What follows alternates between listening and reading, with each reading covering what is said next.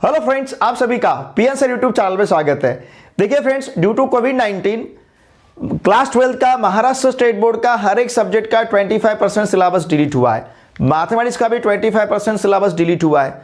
अब ये 25% deleted syllabus छोड़ के रिमेनिंग क्वेश्चंस के ऊपर 2021 में एग्जामिनेशन होने वाला था, मार्च 2021 का, लेकिन वो एग्जामिनेशन कैंसिल हुआ है। लेकिन सितंबर 2021 में महाराष्ट्र स्टेट बोर्ड ने एग्जाम कंडक्ट किया है। इसका मतलब ये 2021 का सितंबर का जो मैथमेटिक्स का क्वेश्चन पेपर है, ये हमारे लिए बहुत ही यूजफुल रहे। और जो आने वाला एग्जामिनेशन रहेगा मार्च 2022 या फिर मार्च 2023, इन एग्जामिनेशन में भी 25% सिलेबस हर एक सब्जेक्ट का डिलीटेड रहेगा। तो रिमेनिंग सिलेबस के ऊपर ही हमें क्वेश्चन पूछे जाएंगे। अब ये क्वेश्चन पेपर फॉर्मेट जो है या फिर किस प्रकार के क्वेश्चंस रहेंगे 25% सिलेबस डिलीटेड छोड़ के, तो इसे एक्सपीरियंस करने के लिए हम 2021 का सितंबर का जो मैथमेटिक्स का क्वेश्चन पेपर है, अगर इसका ठीक तरह से स्टडी करते हैं तो हम अंदाज लगा सकते हैं 2022 एग्जामिनेशन में या फिर 2023 एग्जामिनेशन में महाराष्ट्र स्टेट बोर्ड मैथमेटिक्स का क्वेश्चन पेपर किस प्रकार का सेट करेगा। ये जो प्रीवियस ईयर क्वेश्चन पेपर्स है, इनमें से जो क्वेश्चंस रहते हैं चैप्टर वाइज क्वेश्चंस अगर हम ठीक तरह से प्रिपेयर करेंगे तो निश्चित रूप से उस पर्टिकुलर चैप्टर के ऊपर किस प्रकार के क्वेश्चंस पूछे जाते हैं, इसका हम अंदाजा लगा सकते हैं। तो इसलिए हम ये 2021 का मैथमेटिक्स का जो क्वेश्चन पेपर है सितंबर का, इस क्वेश्चन पेपर का सॉल्यूशन इस वीडियो लेक्चर में देखेंगे। मैंने इस वीडियो लेक्चर को, हमें पता है कि हमारे मैथमेटिक्स के क्वेश्चन पेपर में टोटल 4 सेक्शंस रहते हैं, section A, section B, section C और सेक्शन डी। तो मैं इस वीडियो लेक्चर को या फिर इस वीडियो को 4 पार्ट में डिवाइड करूंगा। फर्स्ट पार्ट में हम सेक्शन ए के क्वेश्चंस को डिस्कस करेंगे, सेकंड पार्ट में सेक्शन बी, थर्ड पार्ट में सेक्शन डी और फोर्थ पार्ट में हम सेक्शन डी के क्वेश्चंस को डिस्कस करेंगे।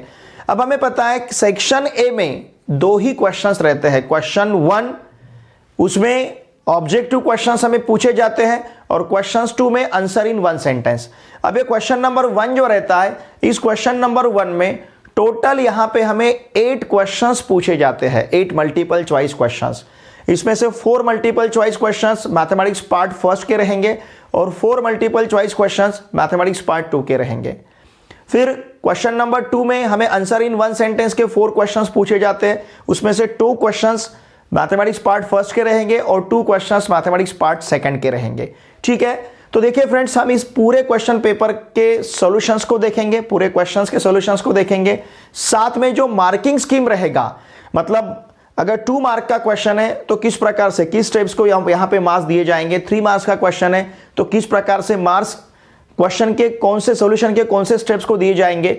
तो इन सभी बातों को हम इस वीडियो में अच्छी तरह से डिस्कस करेंगे। देखिए फ्रेंड्स, सबसे इंपॉर्टेंट जो बात है, हमारे मैथमेटिक्स में हाफ मार्क स्कीम नहीं है। मतलब अगर 1 मार्क का क्वेश्चन है तो उस 1 मार्क के क्वेश्चन को या तो आपको 0 मार्क मिल सकता है या फिर 1 मार्क मिल सकता है। यहां पे हाफ मार्क का चांस नहीं है। बाकी फिजिक्स, केमिस्ट्री, बायोलॉजी, इन सब्जेक्ट में हाफ मार्क्स दिए जाते हैं, फिर काउंटिंग में उसके फुल होते हैं, मतलब फ्रैक्शन को काउंटिंग में इंटीजर में काउंट किया जाता है। लेकिन ये चांस हमारे मैथमेटिक्स में नहीं है। इसलिए हर एक क्वेश्चन को सॉल्व करते समय केयरफुली उसका सॉल्यूशन हमें आंसर पेपर में लिखना है। तो इस वीडियो में हम सेक्शन ए को डिस्कस करेंगे। सेक्शन ए में जो 2 क्वेश्चन है उन्हें हम डिस्कस करेंगे। और ये सितंबर 2021 एग्जामिनेशन का जो पेपर है, ये बहुत फायदेमंद है 2022 एग्जाम के लिए। तो मेरी आप सभी से रिक्वेस्ट रहेगी, इस वीडियो को आपके पूरे फ्रेंड के साथ अवश्य शेयर कीजिए। ठीक है, देखिए यहां पे जो सेक्शन ए हमें दिया है, इसमें क्वेश्चन नंबर 1 है, select and right the correct answer for the following multiple choice type of questions. इसमें टोटल 8 क्वेश्चंस दिए हैं, 8 सब क्वेश्चंस रहेंगे। हर सब क्वेश्चन को 2 मार्क्स, मतलब ये 16 मार्क्स का क्वेश्चन है। क्वेश्चन नंबर 1 एक 16 मार्क का क्वेश्चन है। ठीक है, इसके जब हमें आंसर लिखने, ध्यान दीजिए फ्रेंड्स, और एक इंपॉर्टेंट बात, तो इसके आंसर लिखते समय आपको सिर्फ क्वेश्चन नंबर देके जो भी ऑप्शन है वो ऑप्शन यहां पे लिखना है और ऑप्शन के साथ आंसर लिखना है। बाकी आपको एक्सप्लेनेशन यहां पे देने की जरूरत नहीं है। ठीक है, देखिए यहां पे जो क्वेश्चन नंबर फर्स्ट पूछा गया है, negation of P conditional P and negation Q, ये किसके साथ लॉजिकली इक्विवेलेंट है, इसके यहां पे हमें ऑप्शंस दिए गए। ठीक है, तो इसका एक्सप्लेनेशन मैं यहां पे लिखता हूं, लेकिन हमें इसका आंसर लिखते समय सिर्फ यहां पे ऑप्शन लिखना है। मतलब जो भी अल्फ़ाबेट है उस अल्फ़ाबेट को लिखना है और साथ में उसके आंसर को यहाँ पे लिखना है। देखिए फ्रेंड्स, हमने वैसे तो मैथ्स पार्ट 1 और पार्ट 2 दोनों पार्ट के हर एक चैप्टर के वीडियो लेक्चर के प्लेलिस्ट का लिंक इसी वीडियो के डिस्क्रिप्शन में प्रोवाइड किया है। अगर आपने उन वीडियोस को नहीं देखा होगा तो आप डिस्क्रिप्शन में जाके पर्टिकुलर उस चैप्टर के प्लेलिस्ट के ऊपर अगर क्लिक करोगे तो आपको उस चैप्टर के पूरे वीडियो लेक्चर्स देखने को मिलेंगे। हमने आपका मैथमेटिक्स का प्रैक्टिकल का जो महाराष्ट्र स्टेट बोर्ड ने हमें बुक प्रोवाइड किया है उसके भी पूरे सॉल्यूशंस मैंने लिए, उसका भी प्लेलिस्ट का लिंक इसी वीडियो के डिस्क्रिप्शन में प्रोवाइड किया है। साथ में फिजिक्स, केमिस्ट्री, बायोलॉजी, मैथमेटिक्स चारों सब्जेक्ट के chapter wise mark distribution, paper format, इनको भी हमने बहुत अच्छी तरह से डिस्कस किया है। उसका उसके वीडियो लेक्चर के प्लेलिस्ट का लिंक भी आपको इसी वीडियो के डिस्क्रिप्शन में मैंने प्रोवाइड किया है। ठीक है, देखिए यहाँ पे जो क्वेश्चन फर्स्ट है इसका हम सोल्यूशन देखते हैं। अब इसे आप दो तरह से ट्राई कर सकते हो, या तो निगेशन का रूल भी यहां पे आप अप्लाई कर सकते हो, या फिर अगर हम ट्रूथ टेबल देखेंगे, लुक हियर, पहला कॉलम रहेगा P, सेकंड कॉलम रहेगा Q, फिर इसके बाद में हमें निगेशन Q चाहिए, फिर इसके बाद में लेते हैं हम P and negation Q, okay, फिर इसके बाद में लेते हैं हम P conditional P and negation Q, okay, फिर इसके बाद में इस कंप्लीट स्टेटमेंट का हमें निगेशन लेना है, negation of this complete statement, okay. अभी मेरे पास जगह नहीं, मैं ऐसा लिखता हूं, तो इस कंप्लीट स्टेटमेंट का यहां पे हमें निगेशन लेना है। देखिए P के कॉलम में एंट्रीज रहेंगे T T F F, okay, फिर Q के कॉलम में T F T F, फिर निगेशन Q के कॉलम में रहेगा F T F T, फिर P एंड निगेशन Q, मतलब इन दोनों में आप इसे कंजंक्शन कह सकते हो, मैं यहां पे इसे एंड कहूंगा, ठीक है। कंजंक्शन कहने के लिए थोड़ा सा ज्यादा समय लगता है। Now P and negation Q मतलब T and F is F, T and T it is T, F and F it is F, फिर F and T it is F, ठीक है ना। इसमें हमें इन दो कॉलम में क्या लेना था, कंजंक्शन लेना था। अब इन दो कॉलम में हमें कंडीशनल लेना है, ध्यान दीजिए। T कंडीशनल F है तो F रहेगा, T कंडीशनल T है तो T मिलेगा, F कंडीशनल F है तो T रहेगा, F कंडीशनल F है तो T रहेगा, ठीक है। अब ये जो कॉलम है इसका हमें निगेशन लेना है, negation of P conditional P and negation Q ऐसा लेना है, मतलब इस कॉलम का निगेशन लेना है, ठीक है ना। ये जो मैंने यहाँ पे एरो लिया है, मतलब ये पूरा स्टेटमेंट आपको यहाँ पे लिखना है, ठीक है। ये जो पोर्शन है, ये पूरा का पूरा हिस्सा, देखिए ये पूरा का पूरा हिस्सा यहाँ पे लिखना है, ओके। अब ये रफ वर्क है हमारा, आपका जो आंसर पेपर का लास्ट वाला पेज रहता है उसे एज अ रफ वर्क आप यूज कर सकते हो। मतलब इस कॉलम का हमें निगेशन लेना है, इस कॉलम का निगेशन रहेगा T F F F, और हमें पता है, देखिए फ्रेंड्स, ये जो कॉलम रहता है, ये जो एंट्रीज रहते हैं, ये P एंड Q के लिए हमें मिलते हैं। इसका मतलब negation of P conditional P and negation Q, this statement is logically equivalent with P and Q, okay. तो क्वेश्चन फर्स्ट जो है, क्वेश्चन फर्स्ट का आंसर हमें क्या लिखना है, क्वेश्चन फर्स्ट का आंसर हमें लिखना है C, देखिए इतना ही आपको लिखना है C, और फिर यहां पे P कंजंक्शन Q या फिर P एंड Q, ठीक है। देखिए फ्रेंड्स, ऊपर आपको सेक्शन भी लिखना है, जैसे सेक्शन ए लिखना है, फिर क्वेश्चन 1, और फिर इनके नंबरिंग देके यहां पे सिर्फ हमें ऑप्शन और ऑप्शन के साथ का आंसर लिखना है, बाकी हमें पूरा सेंटेंस यहां पे नहीं लिखना है। इसकी तरफ ध्यान दीजिए, ये पूरा का पूरा सेंटेंस आपको नहीं लिखना है, सिर्फ यहां पे आपको आंसर लिखना है। ये जो मैंने एक्सप्लेनेशन दिया, ये पूरा आपको रफ वर्क के लिए आप जो पेज यूज करते हो उसके ऊपर ये पूरा रफ वर्क यहां पे आपको करना है। यहां पे कहीं पे भी आपको एक्सप्लेनेशन देने की जरूरत नहीं है, ठीक है। इसका स्क्रीनशॉट लीजिए। क्वेश्चन सेकंड हमें ट्रिग्नोमेट्रिक फंक्शन इस चैप्टर पे पूछा गया है, MCQ, ठीक है। If polar coordinates of point P are √2, 7 π/4, then Cartesian coordinates of point P are. तो यहां पे हमें पोलर कोऑर्डिनेट्स दिए गए। देखिए फ्रेंड्स, पोलर कोऑर्डिनेट्स मतलब ये r थीटा रहते हैं, तो r का वैल्यू हमारे पास √2 है और थीटा का वैल्यू है 7 π/4। अब हमें कार्टेशियन कोऑर्डिनेट फाइंड करने हैं, मतलब x और y फाइंड करना है। तो x के लिए रहेगा x इक्वल्स टू रहता है r cos थीटा और y इक्वल टू रहता है r sin थीटा। इसका मतलब x इक्वल्स टू रहेगा √2 cos ऑफ 7 π/4, ठीक है, और y इक्वल्स टू रहेगा √2 sin ऑफ 7 π/4। अब इसे हमें इवेल्युएट करना है। नाउ x इक्वल्स टू √2, इस cos ऑफ 7 π/4 को हम लिख सकते हैं 2π माइनस π/4, चलेगा। 2π माइनस π/4 मतलब 7 π/4। उसी प्रकार से y equals to √2 sine of 2π minus 7 π/4 रहेगा। अब ये cos of 2 pi minus pi by 4 मतलब ये 2 पाई माइनस पाई बाय 4 रहेगा फोर्थ क्वाड्रेंट में। फोर्थ में कॉस पॉजिटिव साइन निगेटिव रहता है, तो इसका आंसर मिलेगा x equals to √2 into cos of pi by 4। और कॉस ऑफ पाई बाय 4 का वैल्यू हमें पता है, cos of pi by 4 is 1/√2, तो इसका आंसर हमें 1 मिलेगा। अब उसी प्रकार से y इक्वल्स टू अगर हम लेते हैं तो √2 और sine of 2 pi minus 7 pi by 4 it will be minus sine of pi by 4। क्यों? बिकॉज ध्यान दीजिए फोर्थ क्वाड्रेंट में साइन निगेटिव रहता है और साइन ऑफ पाई बाय 4 का वैल्यू √2 है, 1/√2 है, तो इसका मतलब है √2 इंटू माइनस 1/√2 रहेगा और इसका आंसर मिलेगा हमें -1। तो देखिए x का वैल्यू हमें 1 मिल रहा है। अब ये x, y जो हमें लिखना है, x का वैल्यू हमारे पास 1 है और y का वैल्यू हमारे पास है -1। तो इस प्रकार से x यहाँ पे 1 मिलेगा, y यहाँ पे -1 मिलेगा। These are the cartesian coordinates. अब ये 1, -1 कहाँ पे मिल रहा है आंसर हमें? ऑप्शन ए में। ओके, तो इसलिए इसका आंसर लिखना है हमें ऑप्शन ए। ध्यान दीजिए सेकंड का आंसर हमें लिखना है ऑप्शन ए और फिर यहाँ पे लिखना है 1, -1। ठीक है, इतना आपको लिखना है। देखिए फ्रेंड्स, हर एक क्वेश्चन को हमें 2 मार्क्स दिए जाएंगे अगर हमारा आंसर सही रहता है तो इसका मतलब इसे 2 मार्क्स दिए जाएंगे, इसे भी 2 मार्क्स दिए जाएंगे। ठीक है, तो इस प्रकार से, और ये आपको नहीं करना है, ये आपको पूरा रफ वर्क, आप जिस पेज के ऊपर रफ वर्क करने वाले हो वहां पे ये पूरा आपको कैलकुलेशन करके देखना है। ये आपको आंसर पेपर में ये आंसर लिखते समय, यहाँ पे आंसर लिखते समय सिर्फ इतना ही आपको लिखना है। ठीक है, इसका स्क्रीनशॉट लीजिए। सब क्वेश्चन थर्ड में वेक्टर चैप्टर पे पूछा गया है। If two non zero vectors a bar and b bar are perpendicular to each other then a bar minus b bar bracket square equal to, इसका हमें ऑप्शन यहां पे ढूंढना है। देखिए ये परपेंडिकुलर है, इसका मतलब a बार डॉट b बार यहां पे हमें 0 मिलेगा।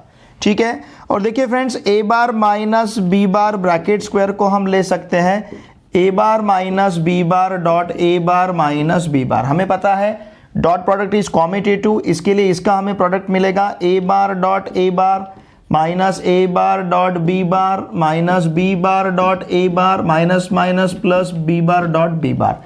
अब यहाँ पे a बार डॉट b बार 0 होगा बिकॉज वेक्टर्स आर परपेंडिकुलर, तो ये 0 होगा, ये 0 होगा।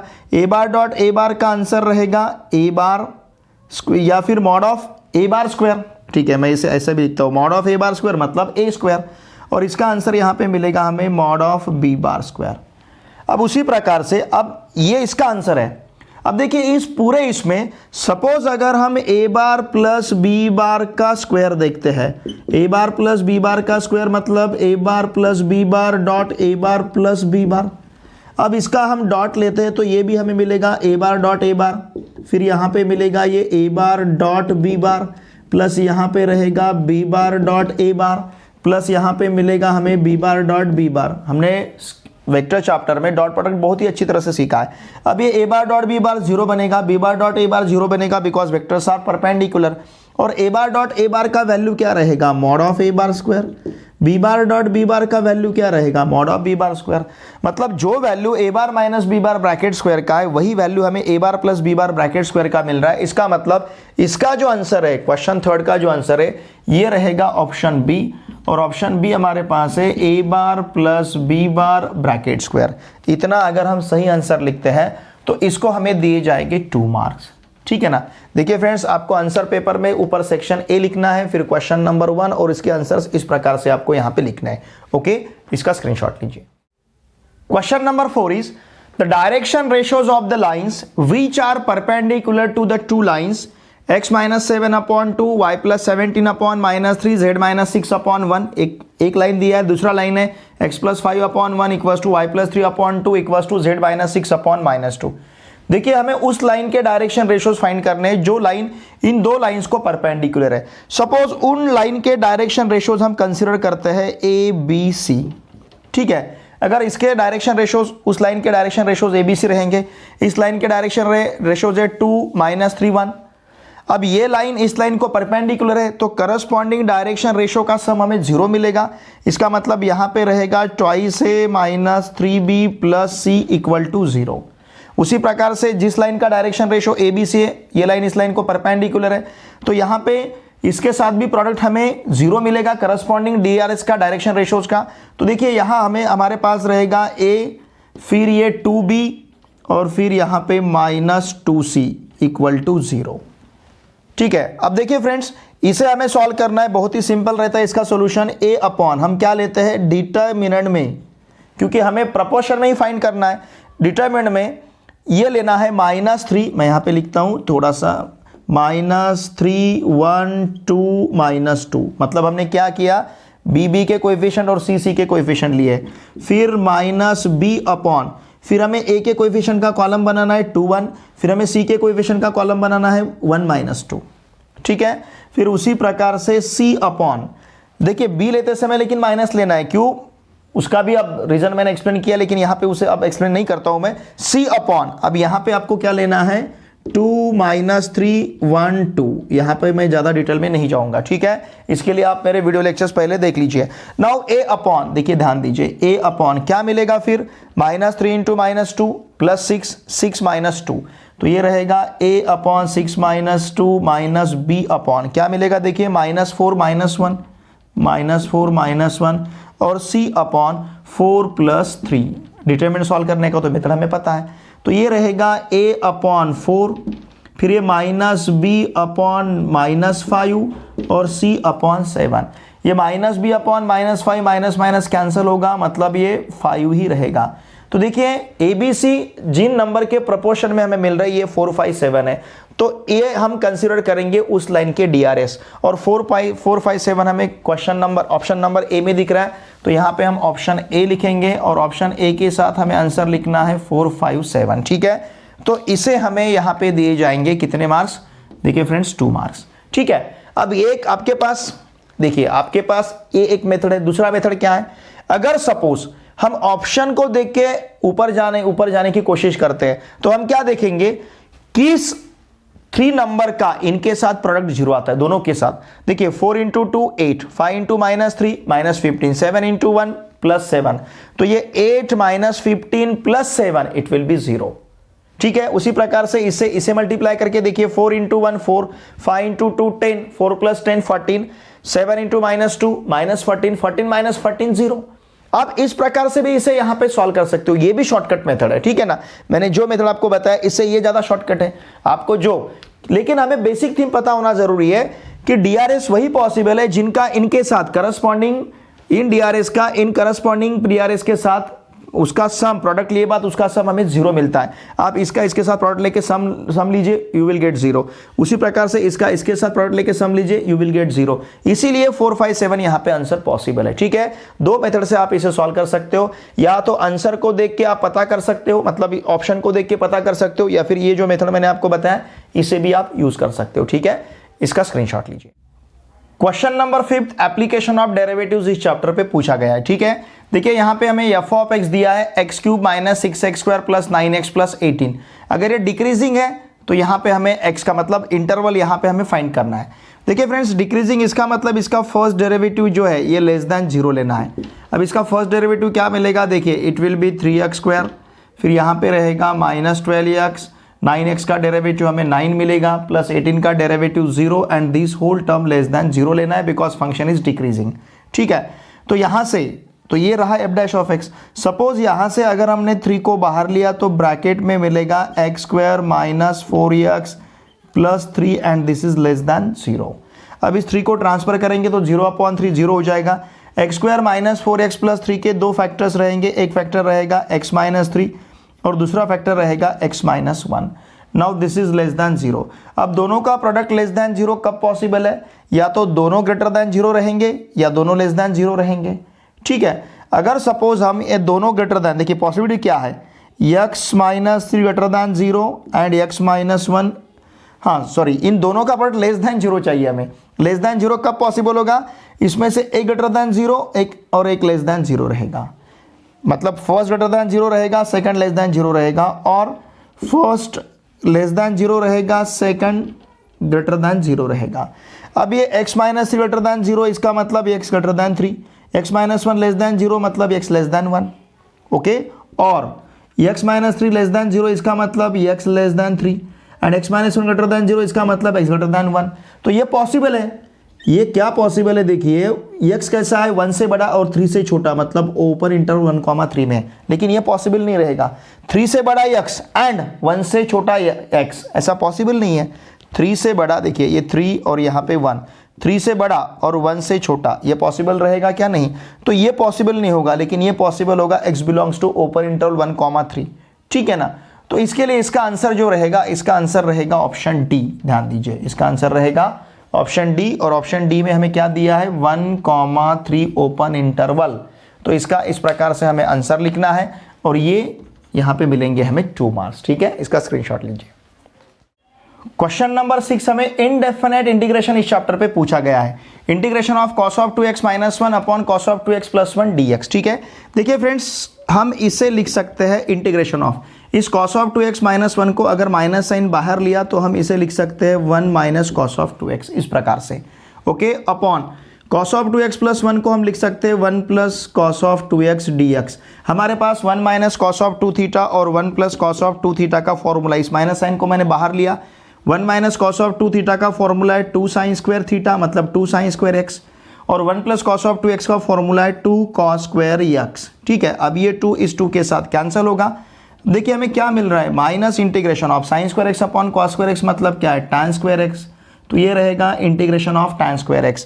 अब इस tan स्क्वायर x को हम लिख सकते हैं sec स्क्वायर x - 1 dx, ठीक है। अगर इसे हम सेपरेट करेंगे, या फिर हमें पता है sec स्क्वायर x का इंटीग्रेशन क्या रहेगा tan x, क्योंकि tan x का डेरिवेटिव sec स्क्वायर x है। -1 का इंटीग्रेशन रहेगा -x और फिर यहाँ पे +c। अगर इस माइनस साइन से हम मल्टीप्लाई करते हैं तो ये आंसर हमारा बनेगा x - tan x + c। इस माइनस साइन से मल्टीप्लाई करना है, माइनस इंटू माइनस प्लस होगा और ये फिर -tan x, x - tan x + c, x - tan x + c, ये हमारा यहाँ पे आंसर रहेगा। तो ऑप्शन सी जो है, ऑप्शन सी का आंसर रहेगा x - tan x + c, और ये हमें यहां पे मिल जाएंगे 2 मार्क्स, ठीक है। इसका स्क्रीनशॉट लीजिए। सब क्वेश्चन 7 हमें पूछा गया है डिफरेंशियल इक्वेशन इस चैप्टर पे, ठीक है। ये जो एमसीक्यू है, देखिए यहां पे हमें ऑर्डर और डिग्री इसका फाइंड करना है, मतलब पहले ऑर्डर लिखना है फिर बाद में डिग्री लिखना है। देखिए फ्रेंड, जब भी हमें डिफरेंशियल इक्वेशन का ऑर्डर और डिग्री बताना है तो जो डिफरेंशियल टर्म रहता है वो डिफरेंशियल टर्म इस प्रकार के रेडिकल साइन में नहीं रहना चाहिए, या फिर उसका जो इंडेक्स है, उसका जो पावर है, ये फ्रैक्शन में नहीं रहना चाहिए। अगर इस टर्म का मतलब ये रूट यहां से निकालते हैं और इसका अगर हम पावर लेते तो इसका पावर यहां पे 1/2 रहेगा। स्क्वायर रूट मतलब पावर 1/2, तो ये डिफरेंशियल टर्म फ्रैक्शन में आ गया, इसका पावर जो है, इसका इंडेक्स जो है फ्रैक्शन में आ गया। तो वहां पे फिर हम डिग्री और ऑर्डर नहीं बताएंगे, मतलब इससे पहले हम रेडिकल साइन से फ्री करेंगे। तो इसके लिए हमें दोनों साइड का स्क्वायर लेना पड़ेगा। अगर दोनों साइड का हम स्क्वायर लेते तो यहाँ का स्क्वायर रूट निकल जाएगा। तो देखिए फिर यहाँ हमारे पास क्या रहेगा, अगर दोनों साइड का स्क्वायर लिया तो d2y/dx² plus dy/dx plus x, और फिर ये यहाँ पे हो जाएगा ब्रैकेट स्क्वायर। हमने दोनों साइड का स्क्वायर लिया, यहाँ का स्क्वायर रूट निकल जाएगा तो ये बनेगा यहाँ पे 1 प्लस d3y/dx³। अब देखिए फ्रेंड्स, इसे एक्सपांड करने की जरूरत नहीं है। ऑर्डर और डिग्री बताते समय हमें कॉन्सेंट्रेट करना है, फोकस करना है हाईएस्ट ऑर्डर डेरिवेटिव टर्म के ऊपर। इस टर्म का डेरिवेटिव, इस टर्म का जो ऑर्डर है ये 2 है, इस टर्म का ऑर्डर 1 है। जितने बार डिफरेंशिएट किया जाता है उसे हम ऑर्डर कहते हैं। ये 2 बार डिफरेंशिएट हुआ है, इसका मतलब इसका ऑर्डर 2 है। ये 1 बार डिफरेंशिएट हुआ है, इसका ऑर्डर 1 है। ये 3 बार डिफरेंशिएट हुआ है, d3y/dx³ है, मतलब 3 बार डिफरेंशिएट किया गया है। इसका मतलब इन तीनों टर्म के कंपैरिजन में हाईएस्ट ऑर्डर डेरिवेटिव टर्म ये है। अब इसी टर्म को देख के हम यहाँ का ऑर्डर और डिग्री बताएंगे। अब इस टर्म का ये टर्म कितने बार डिफरेंशिएट किया गया है, 3 टाइम्स, तो इसका मतलब इसका ऑर्डर 3 रहेगा। अब इस डिफरेंशियल टर्म का हमें पावर नहीं दिख रहा है, इसका मतलब इसका पावर क्या रहेगा, पावर कुछ भी नहीं हमें दिख रहा है। इसका मतलब सपोज हम इसका पावर देखेंगे तो इसका पावर हमें 1 मिलेगा। तो इसका मतलब इस डिफरेंशियल इक्वेशन का ऑर्डर रहेगा 3 और डिग्री रहेगा 1। तो इसका आंसर हमें लिखना है ऑप्शन डी।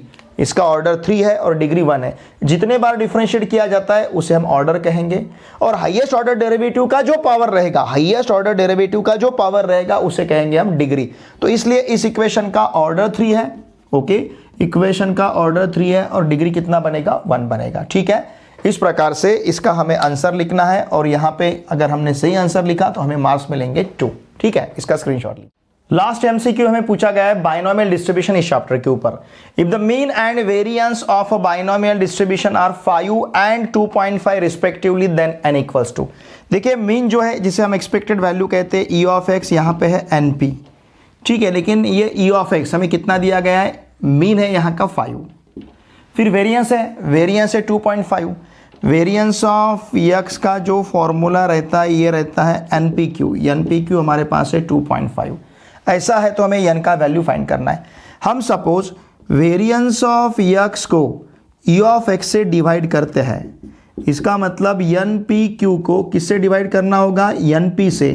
NPQ 2.5 है और NP हमारे पास कितना है, देखिए NP 5 है और NPQ 2.5 है, तो यहाँ पे ये रहेगा अपॉन 5, ठीक है ना। अब यहाँ का NP कैंसिल होगा, इसका मतलब Q का वैल्यू, देखिए Q का वैल्यू 2.5 अपॉन 5 मतलब 25 अपॉन 50 बनेगा।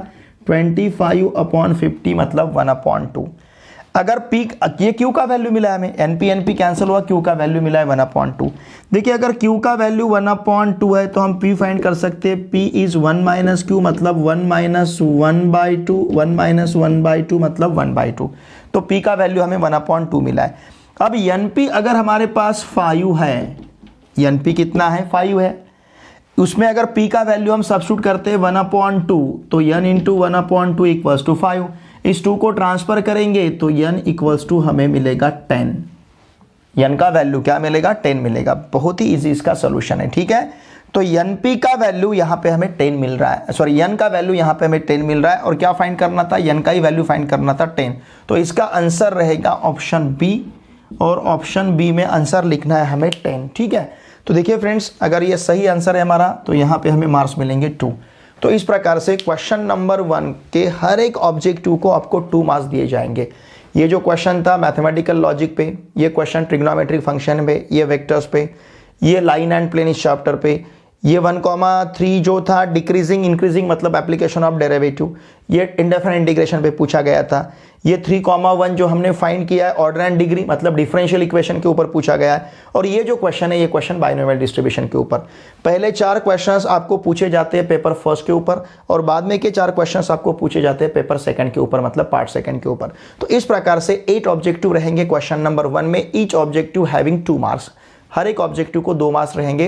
क्वेश्चन नंबर 1 हमारा रहता है 16 मार्क्स का। अब इसी प्रकार से क्वेश्चन नंबर 2 में आंसर इन 1 सेंटेंस 1 मार्क के हमें 4 क्वेश्चन पूछे जाएंगे, उसमें से 2 क्वेश्चंस पेपर फर्स्ट के ऊपर रहेंगे और 2 क्वेश्चंस पेपर सेकंड के ऊपर पूछे रहेंगे।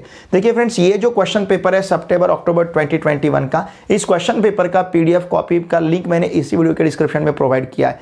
आप उस लिंक को यूज करके उस क्वेश्चन पेपर को आप डाउनलोड कर सकते हो, और प्रैक्टिस के लिए आपके लिए वो अच्छा रहेगा, क्योंकि आने वाला जो एग्जामिनेशन रहेगा 2022 का एग्जाम और 2023 का एग्जाम, इन दोनों एग्जामिनेशन में क्लास 12 का 25% सिलेबस डिलीटेड रहेगा। 2022 में तो है, 2023 में भी रिड्यूस रहेगा।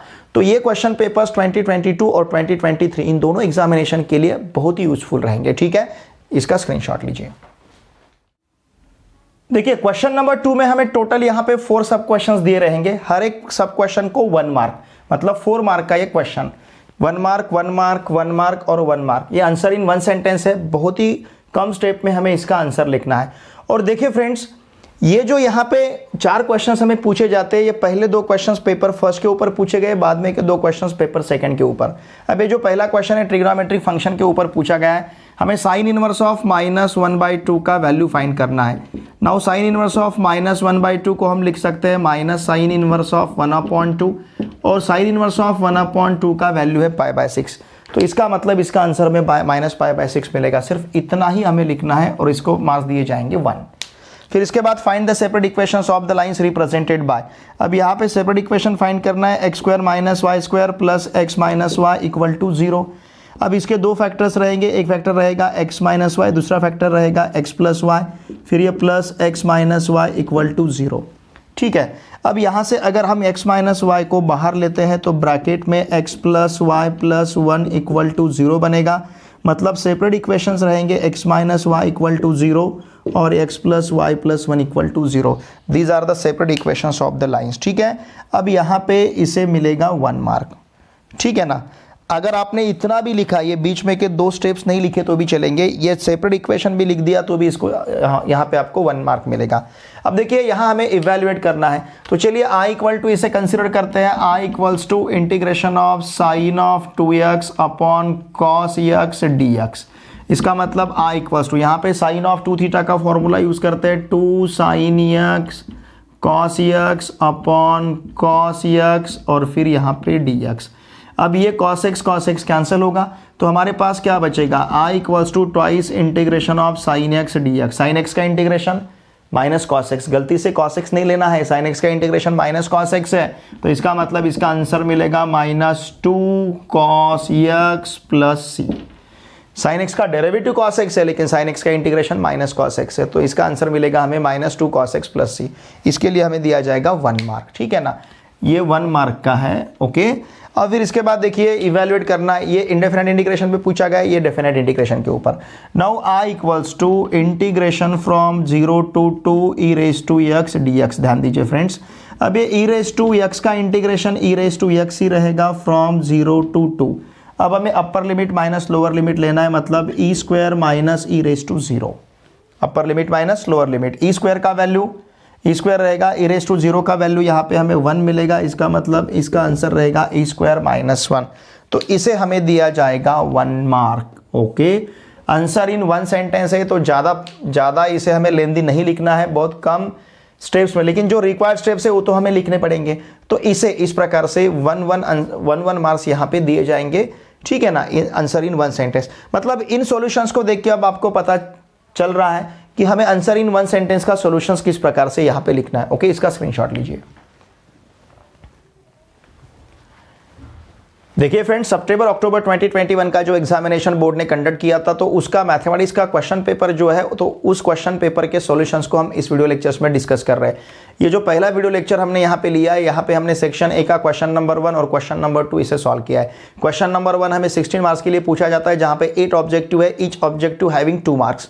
4 ऑब्जेक्टिव पेपर फर्स्ट के ऊपर, 4 ऑब्जेक्टिव पेपर सेकंड के ऊपर। तो इस प्रकार से 16 मार्क्स का क्वेश्चन नंबर 1 रहेगा।